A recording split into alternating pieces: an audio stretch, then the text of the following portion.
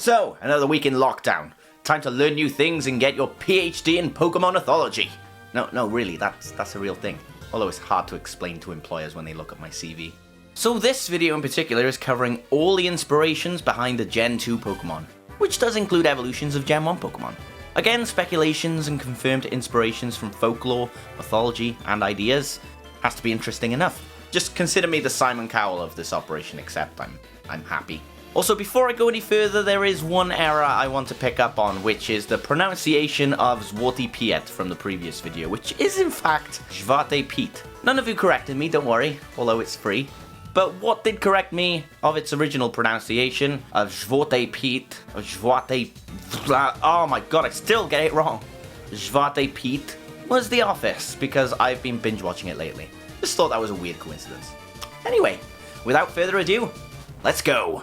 So while we've already talked about the idea behind the starters as a whole, the two main Pokemon to point out in Gen 2 are Meganium and Typhlosion. Besides the appearance of a sauropod, it may have also been influenced by Achinosaurus, an ancient plant whose fossils were once believed to belong to a dinosaur. Then Typhlosion is the myth, known as the Honey Badger. Okay, more intrigued by the name. Besides from typhoon and explosion, it is possible that it's also originating from typhus, the Greek word meaning hazy, which would describe the effect that the intense heat Typhlosion generates has on the air surrounding it, or tephra, volcanic material. It could also derive from Typhon, a monster in Greek mythology who fathered many other monsters with his wife Echidna, the OG pimp daddy, even though she's the one who has the four-headed... yeah. Cyndaquil also resembles an Echidna. So how old were you when you realised that Hoothoot's eyebrows or crests are actually supposed to resemble the hands on a clock, referencing its ability to keep track of time? Now you may be wondering what the face marking on the back of Spinarak actually represents. Well, for those with that extra sense of curiosity, you've got the happy face spider, which is an arachnid from Hawaii with similar colouring, and a face-like marking on its abdomen. This could be the Asian kidney garden spider also, with markings appearing as a frowning face like most of Spinarak's official artwork, or some jumping spiders. And in that sense it is able to learn lunge, so if you have arachnophobia, get a grip. Its name can be a combination of spinneret, or the verb spin, and arachnid. Spinarak is also the Afrikaans word for spiderweb. Ariados also shares that similarity to the Joro spider, also sharing similarities to the Myrmeracne formicaria spider. It's a species of jumping spider, let's just say jumping spider variant. And then the typical orbweaver spiders that you'd see. But the most interesting thing is where its name comes from, suggesting that it may be named after the Greek myth of Theseus and Ariadne, wherein Ariadne gave Theseus a ball of twine before he entered the labyrinth to slay the Minotaur, so that he may trail the strand behind him and find his route back to her. Also, we could say it's a combination of arachnid and dosu to threaten, or dos, Spanish for two, but that would be boring. Although Lantern is based on an anglerfish, or the football fish, it also shares some similarities with dolphins. But there's the possibility that its origin also contains a small piece of Apollo, the Greek god of light whose signature animal was the dolphin. I mean, I wish they'd make their minds up. Or I don't, because many people would find this sort of thing cute. Natu has an actual confirmation on its name. As revealed in a Penny Arcade Staff podcast by Jeff Calles, who assisted in the naming of many Generation 2 Pokemon, the word Natu is short for nature. Okay, that's it, that's all for tonight, good night. Hold on there, Slowpoke! We need more. It's where Xatu comes into play that I guess even more interesting. Seemingly being based on a resplendent Quetzal, with design elements from a Native American totem or kachina. It displays the ancient art of sun gazing in its behavior, a form of spiritual meditation practiced by the Aztec and Mayan people in the belief that it would give them supernatural power. This is referenced by the fact that it is part psychic. Jeff Calles also confirmed this one, you just can't contain yourself, can you? Love you. A Zat is a sort of Native American totem pole. Zatu's name arose from the Pokemon Company's desire to have one Pokemon for every letter of the alphabet. I would say you would have been clutching at straws, but, you know, this is very smart. And considering it's totally an original Pokemon in all its glory, I give you a pass from me. My pass is very important, I must add. Our little baby Mareep, possibly being inspired by the Golden Fleece in Greek and Roman mythology. Mareep and its evolved forms may also have been based on the title of the sci-fi novel, Do Androids Dream of Electric Sheep? Its name can also be a combination of Mary, from Mary Had a Little Lamb, and sheep. And it's also an anagram of ampere, a unit of electric current. Flaffy, I mean, without mentioning anything again, Its name can be a reference to AA battery, and an ampharos, which is indeed a combination of amp and pharos, which is Greek for lighthouse. Could also be a corruption of Amparo, which is Portuguese and Spanish for aid and protection, referring to its role as a living lighthouse. You know what we do to battery farmers around these parts? The name may also incorporate amph, Greek for both or on both sides, in reference to the two red orbs on his head and tail. Denryu, or Denryu, can be taken to mean Denryu, electric current, or Denryu, electric dragon, and could also incorporate Denkyu, light bulb, referring to its tail. Personally, I think its name should have been L'Oreal. Have you seen that hair? Sudowoodo may be based on petrified wood, plants that become fossilized over time, or it can also be based on the concept of mimicry, its name being a combination of pseudo and wood.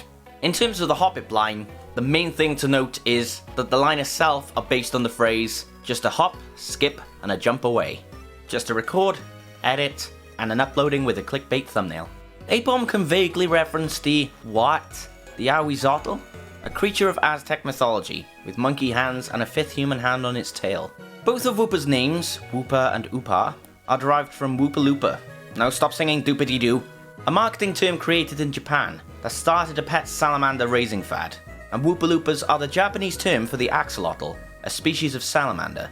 Espeon, because of the feline appearance, would appear to be based on the legend of the Bakineko and the Nekomata, both yokai depicted as mysterious, intelligent, fork-tailed goblin cats. The orb on his head also sharing similar traits to that of the carbuncle, a Latin American mythological beast that had a jewel on his forehead.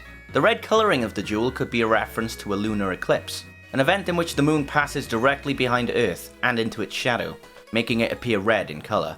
Umbreon's long ears are similar to those of a hare, and may originate from the East Asian legends concerning a moon rabbit. The rings on its body resemble Egyptian lunar markings, and jewellery that have been associated with animal sculptures, such as cat statues of the Egyptian goddess Bastet. While Bastet was originally a lioness warrior and the goddess of the sun, Greeks occupying ancient Egypt towards the end of its civilization changed her into the goddess of the moon, possibly changing the inspiration for the lunar theme of the Pokemon.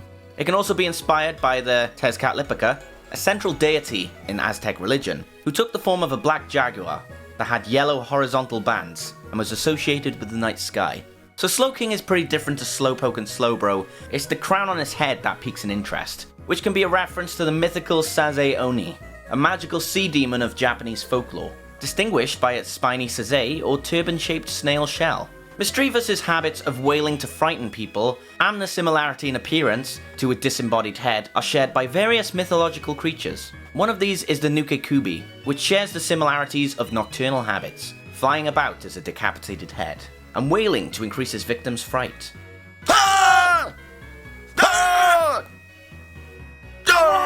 Another possible origin is the Banshee, a female spirit from Irish mythology, known for its unearthly wailing and screaming. The various forms of unknown are corruptions of the modern Latin alphabet, as well as the exclamation mark and the question mark, while the G form of unknown is based on a doubled story lowercase g. Wobbuffet can be based on the concept of karma, as it can only cause damage if it is attacked first. What if you looked at me wrong? And I'd have every right. It can also be based on an Okiagari Kaboshi doll, a traditional Japanese doll with squinted eyes that stands back upright when pushed over. And due to the hand touching the forehead, I is not referencing this, sorry to say, although that would be kind of funny. Now this may be based on the late Japanese comedian Sanpei Hayashia, who was famous for repeatedly touching his hand to his forehead while saying one of his trademark lines, Sonanso Okusan, meaning that's the way it is, ma'am. And to back up this claim, its Japanese name Sonans is homophonous with the interjection Sonansu, which roughly means that's the way it is, and is also played off by his pre-evolution Wynot, so yeah, that's pretty much kicked out of the next video, whose Japanese name Sonano is nearly homophonous with the phrase Sonano, meaning really? Together, they make for a potential perpetual conversation of really? Followed by that's the way it is, and so on, as seen in Camp Pikachu. In my case, it's really? No, you f***ing idiot. Giraffaric can be based on the Giraffocaryx, an extinct genus that resembled both the okapi and the giraffe. The small second brain may have been based on the Stegosaurus, which had been speculated to have possessed a second brain in its tail, improving its reflexes against predators. Dunsparce appears to be based on the snake-like Tsuchinoko cryptid of Japan. It looks like a visual pun on Bachi Hebi, as the creature is known in some regions, combining bee and snake-like features. It may also have connections to Quetzalcoatl, Amphitheris, or flying snakes. It can also draw inspiration from sphinx moth caterpillars, which have a history of being mistaken for the Tsuchinoko. Its closed eyes may reference blind cave-dwelling animals, or perhaps the Nozuchi, a creature thought to be synonymous with the Tsuchinoko, that is sometimes depicted as a giant eyeless caterpillar. Snubbull is based on a bulldog at first, but its category and type may reference the Sioux Sith, a mythological creature in Celtic mythology, whose name literally translates to dog fairy. Well, which one is it? And this also applies to Gramble, where its current typing and appearance may also reference goblins, orcs, or other mythical races of grotesque appearance. Stop bullying it, it has an owner! Pet party! Pet party! Hopefully not that kind of owner. Shuckle can be based on an endolith, which is an organism that lives inside porous rocks or animal shells, giving this category the mold Pokemon. It could also resemble fungi such as cedar apple rust, or draw inspiration from scale insects, which are small shelled parasites that produce a sweet fluid called honeydew that attracts other insects, or the barnacle scale, explaining its resemblance to a turtle or tortoise, or even a reference to the food fermentation process, with the rock type alluding to the pottery used to store and ferment ailments in some cultures, and its Pokemon category referring to some fungi in cultured foods. Sneasel can be based on the Kamaitachi, a type of yokai often represented as weasel demons with sickles on their front legs, and sometimes understood as the cause of mysterious cuts on the skin, especially in cold weather.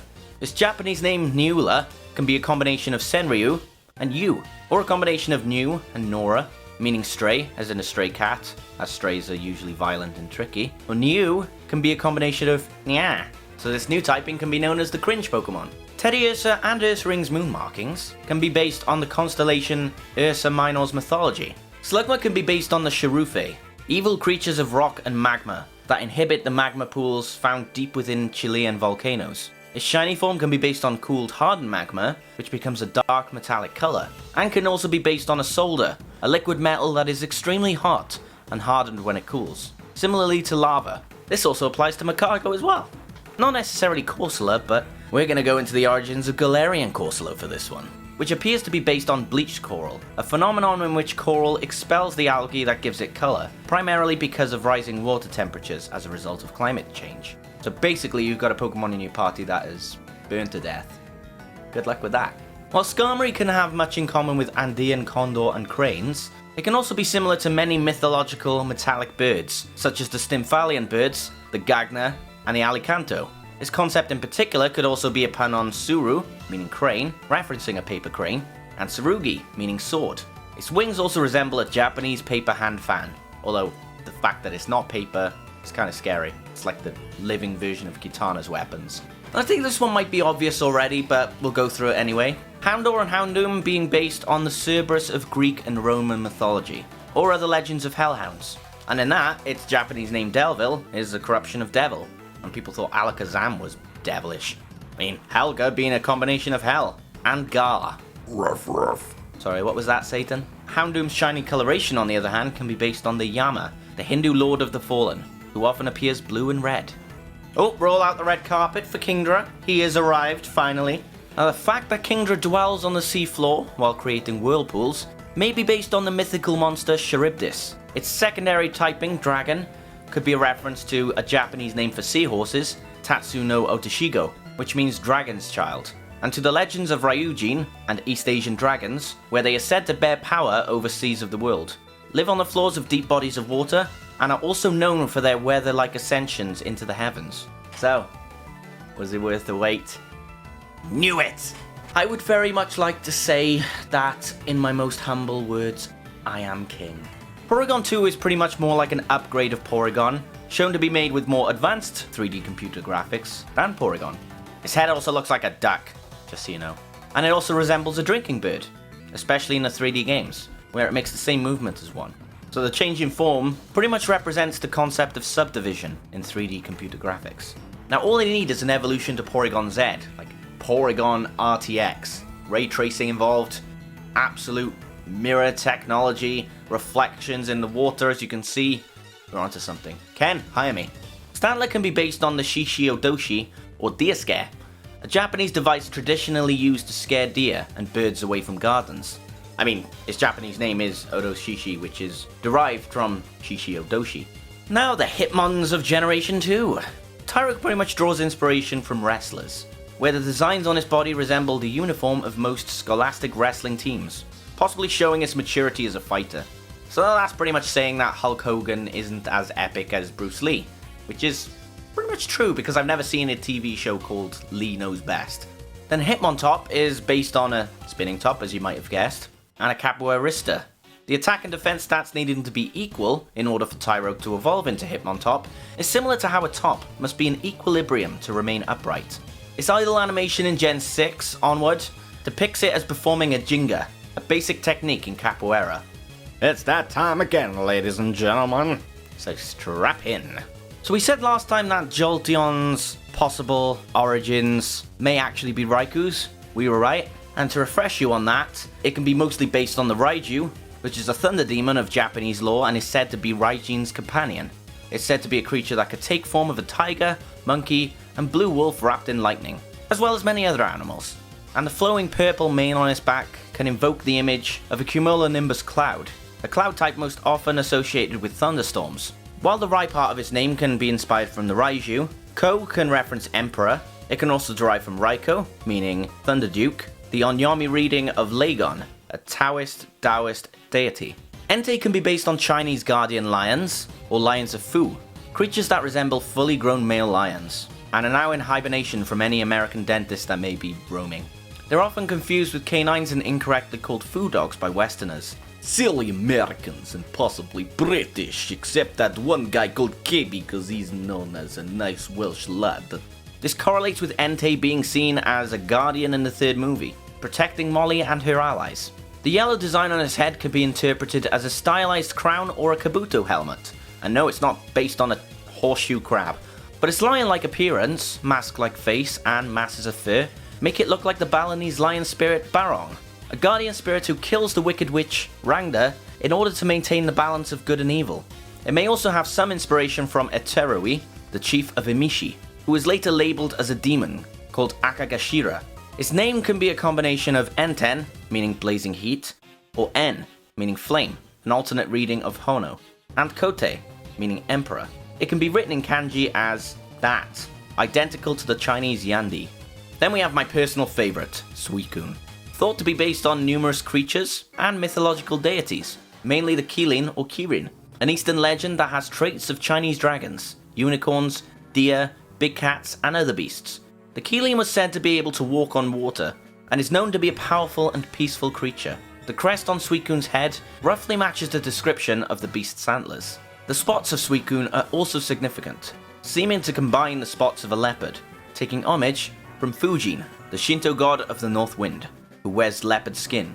Leopards themselves are found in Asia, and are featured in myths that show it is a widely respected sacred animal, like the Kilin. Suicune's mane in particular is meant to resemble a northern aurora. Its name may be a combination of Sui, meaning water, and Kun, meaning monarch. And Pokemon Crystal can also suggest that it derives from Suisho, meaning crystal. Larvitar's penchant for eating mountains, fences, or probably anything else may also come from the legend of the Tarrasque. Yogiras may be a combination of Yoji, baby or child, or Yosei, lava, and Kirai, hate. Giras may derive from Gojira, the Japanese name for the character Godzilla, or Anguirus, the Japanese name for the character Anguirus. Both are dinosaur-like Tokatsu movie monsters that share some characteristics with Tyranitar, its evolution, in which Tyranitar's Japanese name, Bangiras, not Banghuras because I've made that joke before, and it's disgusting, it's 2020 guys, may be a combination of Yaban, savage, or Ban, barbarian, and Kirai, hate. Again. Okay, I have to be really careful with this one because this is my Pokemon. Mine. All mine! Meaning it's very special to me. So Lugia's aquatic tendencies could relate it to the plesiosaurs. It could also be based on the Ryujin, a dragon who lived on the ocean floor, and was the Shinto god of the sea. The two have similarities in mythology, and its shiny colours, red and white, are the same colours as the coral Ryujin's palace was made of. In addition, it's worth noting that dragon, yang, male water, and phoenix, yin, female fire, duality is prevalent in Eastern mythology, and Ho-Oh clearly resembles a phoenix. Lugia may also be an embodiment of storms, and we've already mentioned his similarities to the beluga whale, as well as its back fins and tail spikes being reminiscent of the Stegosaurus. The name can be derived from Lutetium, a silverish element, which in turn is named after Lutetia, the Roman name for Paris, the city of light. It can also involve Lugeo, Latin for to lie dormant, alluding to the way Lugia lies at the bottom of the sea, and Luna, Latin for moon. So Ho-Oh possibly being based on the legend of the phoenix, specifically the Fenwang, the immortal phoenix of China, which it derives its name from, and it can also be based on the Huma bird, a legendary bird that is said to never rest, living its entire life, flying continuously, and resurrects itself and others in its ashes and flames. It is a symbol of fortune and friendship, and will bestow happiness to anyone who simply glimpses it. Many cultures view the phoenix and Huma as the symbols of resurrection, also reflected by its hidden ability, Regenerator. Given its category, it may also be an embodiment of the rainbow, very likely inspired by the multicolored aspect of the Fengwan, or by the rainbow-feathered bird god, Akia Labopa. Ho-Oh can also be inspired by many other firebirds, some notable examples being the three-legged bird Simmer and the ember bird. Both these names are derived from Ho-Oh, Japanese for the Fengwan. The O may also refer to Emperor, or O King. Or King, pass us a whiskey hen. Celebi for being the final Pokemon in this list. It just says that it has a natural theme, specifically being related to the national worship of Shintoism, and also being based on a fairy, dryad, or kodama. Its name being a combination of celestial and being, or a combination of serenity and bai, meaning beauty. So, that was fun. So fun that we've exhausted everything and it's become dark now. And likely the quality of the videos changed because of that. Yes, very much so. So stay tuned because we've got 6 more Origins to come along, and it wasn't so long ago, possibly about 2 weeks ago, that I did the first one, so you should expect to see these pretty frequently.